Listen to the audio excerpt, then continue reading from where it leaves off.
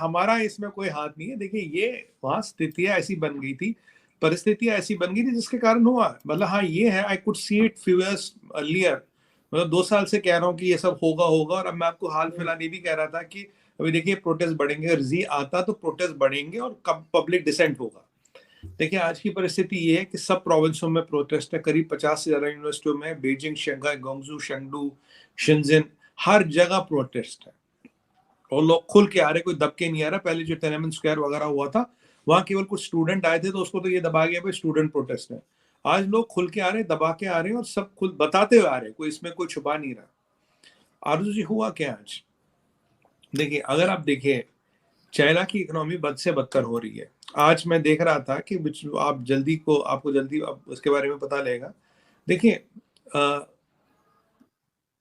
ओबीआर BRI का जो 1.3 trillion dollar का लोन है उसका डिफॉल्ट ऑलमोस्ट श्योर है। अब चाइना रेलवेज और चाइना एयरवेज में दौड़ लगी है, पहले बैंकरप्ट कौन होता है। चाइना ने 7-7.5 लाख नौकरियां निकाली है सेमीकंडक्टर सेक्टर में। दुनिया भर से इंजीनियर आओ काम करो, कौन जाएगा चाइना काम करने? कोई नहीं जा रहा। ताइवानीज ने भी मना कर दिया। दिक्कत क्या है? 3.50 बिलियन डॉलर का semiconductor sector is on the verge of declaring bankruptcy. But क्यों नहीं डिक्लेयर करा? डिक्लेयर इसलिए नहीं करा, अगर वो करेगा तो आपको 3 ट्रिलियन डॉलर का जो आपका इलेक्ट्रॉनिक इंडस्ट्री उसको भी बैंकरप्ट डिक्लेयर करना पड़ेगा। और जो आपका सबसे बड़ा फ्लैगशिप प्रोडक्ट जो है सस्ते मोबाइल फोन, ये छोटे मोटे चीजें ये बनाते हो, ये सारे खत्म। दैट मीन्स चाइनीज जो एक्सपोर्ट्स है करीब 3 ट्रिलियन का एक्सपोर्ट बताते हैं, उसमें बहुत बड़ी सेल लग जाएगी। मतलब यू आर लिटरली डिक्लेयरिंग कि तुम्हारा एक्सपोर्ट खत्म, ऑलमोस्ट। तो यहाँ जीडीपी का सबसे बड़ा कंट्रीब्यूटर जो है रियल एस्टेट वो खत्म, या एक्सपोर्ट का सबसे बड़ा कंट्रीब्यूटर जो इंडस्ट्री है वो खत्म। तो ऐसे दौरान में चाइना इज डिफिकल्ट टेरेन। मैंने आपको बताया था देखिए चाइना की इकोनॉमी टूटने वाली है, इसीलिए उसको बचाने के लिए ये सब नाटक, जीरो कोविड वगैरह का नाटक किया जा रहा है। अब हम फॉक्सकॉन की बात करें, फॉक्सकॉन जिसमें 2 लाख लोग काम करते हैं, वहां इन्होंने बोला जी यहाँ कोविड आ गया, तो कुछ 30-40 हजार लोग तो ऐसे कूद फाद के भाग गए। उसके बाद फिर इन्होंने बोला जी कि फिर वहां क्या हुआ अर्जू जी, कुछ लोगों को बोला कि आप यहाँ रहिए, हम आपका ध्यान रखेंगे। कचरा जमा हुआ, पानी खत्म, खाना खत्म, तनख्वाह नहीं मिली, नई तनख्वाह की पता नहीं, कारखाना खुलेगा नहीं खुलेगा पता नहीं। फिर लोगों ने कहा यार खाना नहीं, पानी नहीं, ये नहीं, दवाई नहीं, दारू नहीं, कुछ नहीं, और हम है कोविड भी नहीं। अच्छा एक और बताओ, जिसको कोविड होता है उसी को नहीं पता उसको कोविड हुआ है, और कह रहे तुम सब यहाँ रहो, यहाँ कोविड है। अब लोगों का कह रहा अगर यहाँ कोविड नहीं तो मुझे यहाँ रखा क्यों, मुझे जाने दो ना अपने घर। नहीं, तुम्हें यही रहना। हालत ये है कि जिस बिल्डिंग में कोविड हो उसके बाहर वेल्डिंग कर देते हैं, वेल्डिंग करके दरवाजा बंद कर देते हैं। ऐसी परिस्थिति में कौन रहेगा वहां पे? इकोनॉमिक आउटलुक चाइना में देखिए 2.3% आ गए तो ओपन सीक्रेट है। 4.4 की बात आईएमएफ कह रहा था, 2.3 कह रहा था, 2.3 से भी कम आ गया। डिफॉल्ट करते ही चाइना की कहानी ऑलमोस्ट खत्म। ऐसी परिस्थिति में लोग को आपको बंद करना पड़ेगा, क्योंकि अगर बाहर आगे काम नहीं मिला तो हंगामा मचाएंगे, हंगामा मचाएंगे तो प्रोटेस्ट होगा, प्रोटेस्ट होगा तो शी जिनपिंग गद्दी जाएगी। मैंने आपको 5-6 महीने पहले बोला था, मैंने कहा मैडम इन्होंने दुनिया का 60% जो टोटल खाना पीना उन्होंने होल्ड कर रखा। क्यों? इनके यहाँ रिसेशन आएगा, इनके यहाँ काम नहीं बचेगा, तब ये खाना दे देके लोगों को शांत कराएंगे। क्योंकि इन्हें पता अगर खाना भी नहीं मिला, काम भी नहीं है, खाना भी नहीं है, तो फिर तो भैया कोई किसी की नहीं सुनता। वो वाली परिस्थिति आ गई। 50 यूनिवर्सिटियां, तिएननमेन स्क्वायर तो कुछ स्टूडेंट थे, एक छोटा सा ग्रुप हर शहर में। और आरजू जी आपको और हमें तो 1% पता है ना, 99% हमें पता ही नहीं। ये चाइना है ना, पाकिस्तान में भी कुछ हो जाए पता लगेगा, भारत में कुछ हो जाए पता लगेगा, चाइना में तो कुछ नहीं पता लगेगा ना आपको। यहाँ 1% चीज छुपा सकते हो, 99% आती है बाहर, 100% आती है। वहां 1% चीज में हमें नाश होता नजर आ रहा चाइना में।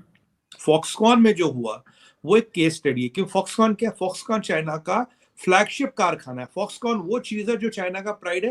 फॉक्सकॉन वो चीज है जिसको दिखा दिखा के वो दुनिया भर से काम लेते हैं। फॉक्सकॉन इतनी बड़ी प्रेमिसेस, सेमीकंडक्टर, 2 लाख लोग एम्प्लॉयज अंदर रहते हैं, एप्पल यहाँ बनाता है।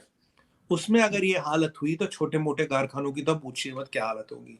उसमें ये हालत हुई तो अब क्या आज चाइना एक मैन्युफैक्चरिंग रिलायबल मैन्युफैक्चरिंग बेस नहीं है? सर एप्पल ने तो चाइना से इंडिया शिफ्ट नहीं कर दिया था। एप्पल ने ये बोला था कि हम कुछ चाइना में बनाएंगे, कुछ इंडिया में, अल्टीमेटली इंडिया लाएंगे, क्योंकि इतना बड़ा कारखाना, coupling of supply chain takes time. पर वहां तो प्रोडक्शन ही बंद होगी ना, खत्म कर दिया ना प्रोडक्शन। एप्पल ने तो अनाउंस कर दिया कि हमारा जो ये आईफोन है हो सकता है डिले हो जाए, क्रिसमस में बड़ी सेल होती है, we may not be able to hit the target या इतने नंबर नहीं ला पाएंगे बिकॉज चाइना के कारण। चाइना में देखिए ना आरजू जी, रोज नया नया नया नया डिफॉल्ट है। आपसे मेरी लास्ट टाइम बात हुई, आपने तब बोला था सुमित जी आपकी सुने तो चाइना तो खत्म होने वाला, अब आप देखिए कितना हफ्ता भर हुआ होगा, अब ऑलमोस्ट आपको वो परिस्थिति दिख रही है। मुझे लोग कहते थे अरे चाइना की इकोनॉमी बहुत स्ट्रांग है, 10 बिलियन, 13 बिलियन, 14 ट्रिलियन, 15 ट्रिलियन। हाँ सर, इम्प्रेशन तो यही आता है कि बहुत स्ट्रॉन्ग कंट्री है, बड़ी कंट्री है, सारी दुनिया को जितनी छोटी कंट्रीज है उनको लोन देती है, मैं आप इसलिए उसकी लोन पे भी आ जाऊंगा। हम्म। देखिए जब मैं ये कह रहा था 2 साल पहले मैंने इस पर आर्टिकल लिखा था, 2 साल से मैं हर चैनल पे ये कह रहा हूँ, और ये चीजें तो मैं प्रेडिक्ट कर रहा था ना कि अब यहाँ ये होगा, प्रोटेस्ट नहीं रुकेंगे। अगर शी जिनपिंग आ गया, Xi Jinping is the Frankenstein of China, आपको कुछ नहीं करना, उसको छोड़ दो, वो खुद कर लेगा सारा काम, वो कर रहा है, बादशाह कर रहा है। हो जिनटाओ को कांग्रेस से उठाना, पोलिट ब्यूरो कांग्रेस से, अपने लोगों को फांसी की सजा सुनाना, डिप्टी प्रीमियर ली काइचिलिंग को साइडलाइन करना। और यहाँ देखिए चाइना में 3 गैंग्स होती है, 2 गैंग्स का सपोर्ट, अगर एक गैंग शंघाई गैंग हिल जाती है तो जी जिनपिंग के साथ भी वही हुआ जो हो जिनटाओ के साथ हुआ। वैसे इसको सेरिब्रल एन्यूरिया तो बता ही रखा है ना कि अगर दिमाग की नसों पे थोड़ा जोर पड़ेगा तो निपट लेगा। ये आपने इतना बड़ा प्रोटेस्ट चाइना में होते सुना नहीं होगा, जबकि चाइना ट्रेडिशनली एक कंट्री रही है जहां खाना जब कम होता है, ये सुनिएगा आरजू जी, जब खाना कम होता है यहाँ तराही तराही मचती है। ग्रेट लीप फॉरवर्ड और कल्चरल रेवोल्यूशन में उन्होंने अपने 6 करोड़ लोग मारे थे, माओ ने 6 करोड़ लोग, 60 मिलियन पीपल। तो यहाँ ये सब खोना कोई नई बात नहीं है। हाँ, हाल फिलहाल में ये नहीं हुआ क्योंकि जिस चीज का लाले रप्पे कम्युनिस्ट पार्टी ने दिए, बेटर लाइफस्टाइल, ये बेटर लाइफस्टाइल के नाम पे ट्रिलियंस ऑफ डॉलर्स का कर्ज डाल दिया। चाइना अगर उभरेगा भी, वो सेंचुरियां लगेंगी इस कर्ज और इस सबसे उभरने से। चाइना की कहानी इज ऑलमोस्ट एंडिंग। और अगर अभी आपने प्रोटेस्ट को जैसे जैसे कंट्रोल भी कर लिया, पर अब इसके बीच डल चुके हैं, पूरे नेशन में डल चुके हैं, अब आप कंट्रोल नहीं कर पाओगे। हाँ, अब आप ये नहीं बोल सकते China is the manufacturing hub of the world, China is the centre of innovation, China is the centre of ये, China is this, China is innovation, technology, future, वो कुछ भी नहीं है। China is not politically stable, China is not economically stable, China is not stable as a manufacturing base. ये 3 चीजें अब सिद्ध हो गई यार, they are prove to the world, और वर्ल्ड देख रही है।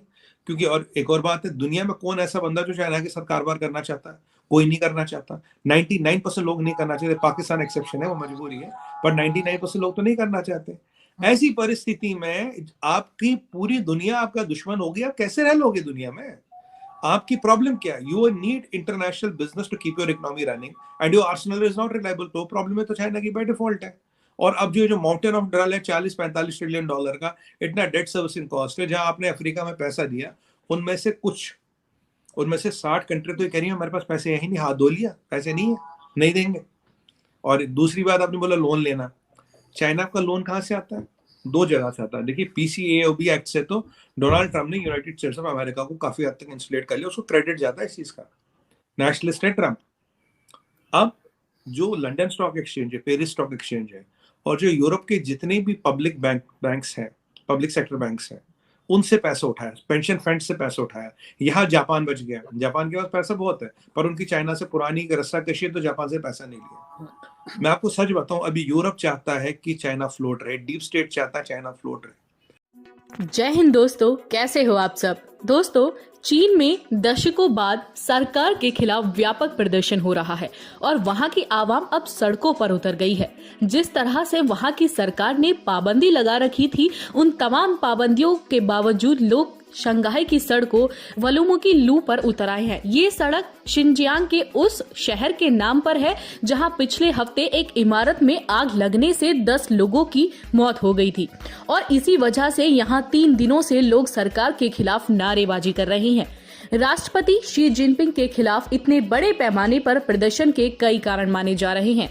कोरोना के बाद चीन की इकोनॉमी अपनी रफ्तार से भटक गई है। ताइवान, भारत और अमेरिका से टकराव वाली विदेश नीति से उसे नुकसान ही झेलना पड़ रहा है। सेहत के मोर्चों पर भी चीन लगातार संकट में घिरा हुआ है। तमाम कवायदों के बावजूद चीन कोरोना को नियंत्रित नहीं कर पा रहा है और कोविड लॉकडाउन ने नागरिकों का जीना दुभर कर दिया है। ये पूरा हंगामा शिनजियांग प्रांत की राजधानी उरुमकी के एक अपार्टमेंट में आग लगने के बाद शुरू हुआ। इस घटना में 10 लोगों की जान चली गई। मीडिया रिपोर्ट्स की माने तो इस प्रदर्शन ने तब उग्र रूप ले लिया जब ये बात सामने आई कि लॉकडाउन के कारण दमकल कर्मियों को घटनास्थल तक पहुंचने में देरी हुई। चीन में जीरो कोविड पॉलिसी को लेकर हो रहे बवाल के वीडियो और इमेज वायरल हो रहे हैं। इनमें छात्र खाली सफेद पोस्टर पकड़े नारे लगा रहे हैं और लोकतंत्र और बोलने की आजादी की मांग कर रहे हैं। शंघाई में हुए विरोध प्रदर्शन के वीडियो में लोगों को खुलेआम जिनपिंग और कम्युनिस्ट पार्टी के विरोध नारेबाजी कर रही हैं। दोस्तों, अगर जानकारी पसंद आई हो तो वीडियो को लाइक, कमेंट, शेयर करें और अगर चैनल पर नए हो तो चैनल को सब्सक्राइब करना ना भूलें।